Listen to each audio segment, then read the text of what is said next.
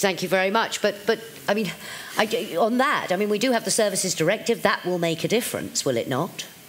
It's coming, it's not there yet. It's not there yet, and it's only a start. Okay, so really I think, I mean, to sum up from that, really, it's the old cliche, we can turn a crisis into an opportunity. You genuinely all believe there is a real opportunity. I've got lots of other things I want to ask you and points to challenge you, but I want to also come out to all of you. So is there anybody who would like to ask a question? I'm Erica Widegram. I hear from Atomium Culture. And I wanted to comment on one of the points that both Leif Johansson and Gerhard Pleister-Lee made on the need to change the European mindset when it comes to innovation and competitiveness. Just as a brief background, Atomium Culture is the first permanent platform that represents some of the most authoritative universities, newspapers and businesses in Europe in order to increase the communication between these sectors, both at a European level, between the sectors, and also with society at large. Our network of newspapers just reached 30 million Europeans and is to date the most important network of newspapers in Europe. So my question is here, what is the concrete vision of ERT to change the European mindset in this direction? My name is Hugo Lüders. Beside many other things, I'm a member of the advisory board of the European Centre of Women in Technology. So I cannot resist to raise my hand and ask, where are we with the gender issue here? Jack, I don't know if you feel very comfortable with this panel. I think we will see a lot of very, very profound transformations in Europe, and one of them certainly is the role of women in this transformation. Having referred to technology, I like to raise one issue, one question here. I appreciate very much the reference in the report about the tripartite associative cooperation between universities, business, and governments. This is extremely important as the vehicle to deliver. Now, can we hear more about that? Can we zoom in a little bit on the e-skills gap? We have beginning March, we have this huge European e-skills week. 300,000 people will be involved. Okay.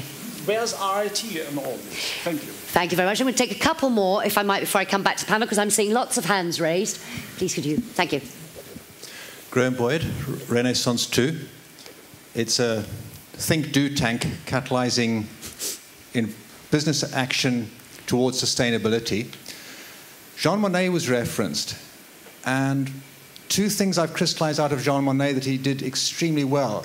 He had a very clear vision and a very powerful participatory dialogue process at his house, getting everybody inside and talking so that the true underlying value was able to emerge. I've heard here a very powerful vision.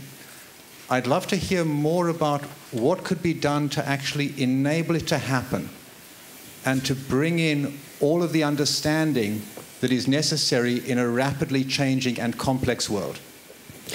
Okay, thank you very much. I'm going to take one more in this round, come back, and then we'll come out again. Yeah, down there. My question that I have to you is that I found in your vision lots of references to competitiveness and even to industry, to services, to mainly to the economic actors that we think are a bit freer than the others. But what's with the other half of the European economy, the public sector?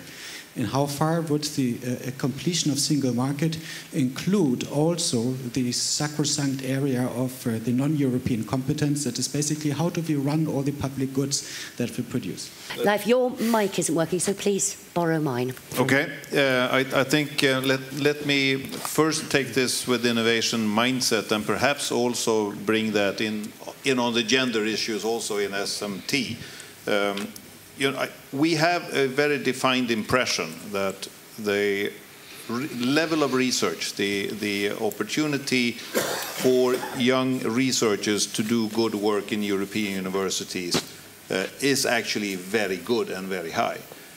We do also have the impression, and we are making some policy recommendations along those lines, where we are seeing that the way our venture capital markets are working in the small and medium-sized companies is not as efficient as it could be. And we are therefore making recommendations both in the way of entrepreneurial, in really building it up, but also in terms of having a supportive atmosphere around small and medium-sized companies when it comes to trying to put into real innovation and into the marketplace research and development, but that is going on. And there are distinct differences between what's happening in other parts of the world versus what's happening in Europe. And this is really a situation where we could learn a lot from other places.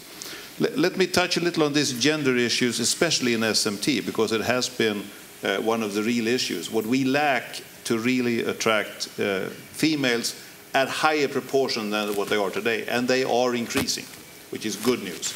If you take chemistry, for example, we are upwards of 50% across Europe, biologics at the same time. Mechanical industry, electronics industry, closer to between 10 and 20%.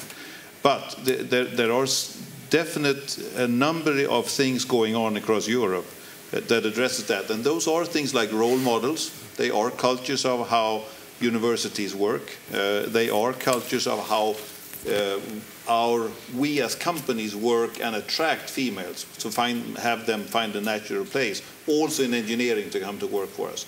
But there's a whole set of things going on in different parts of Europe, which is one of the reasons why we are recommending this European coordination body, now supported by the Commission also, to make sure that we can use the best practices across the world.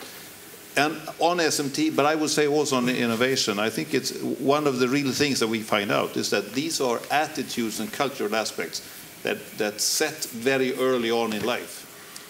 We're not talking about the 15 to 25-year-olds here. We're talking about the 5 to 15 years old. And if we are really serious about getting more females into math, science, and technology, then we should start rather closer to 5 years old than to 15. And I think we should do that. And we should do that, business, governments, and university schools together. Okay. Thank you. I think what we already for years, both at our national level and in European context, as members of ERT have pleaded for, is a more entrepreneurial, less risk-averse attitude. And you see it happening. I mean, I grew up with parents who had lived through the period between 2 world wars, the rebuilding of Europe after the World War, and in many circles where we grew up, you were almost stimulated to take a government job because there was most security, then go to a large company. You had less security, but still lifetime employment, etc. So all these safety nets of lifetime employment and somebody else takes care of you is what the post-war generation has grown up with. Today we see that changing. When the fastest growing group of employed people, certainly in the Netherlands, is the employer without staff, as we call that, the single-person enterprise, which is people take responsibility for their own future, they take risk, they don't want to have this big safety net of either government or large corporation, and they become entrepreneurial and they become risk-taking. And that's the change in mindset that we need to see in Europe, away from these safety nets, somebody else needs to take care of us, we need to be protected. Yeah. I want to hold on to all the things that were given to us in the past. No, the world moves on, we have to let go, and we have to create new things. That's the kind of spirit that we need. Okay, thank you. I also like to react to what was asked, where is industry in terms of mathematics, science, etc. The conference you alluded to. We do a lot as industry. That's why we have a task force on math and science. We have pioneered in the Netherlands, for example, a model where, as industry, we sponsor schools. We send our people to make the education, the curriculum in math and science more interesting.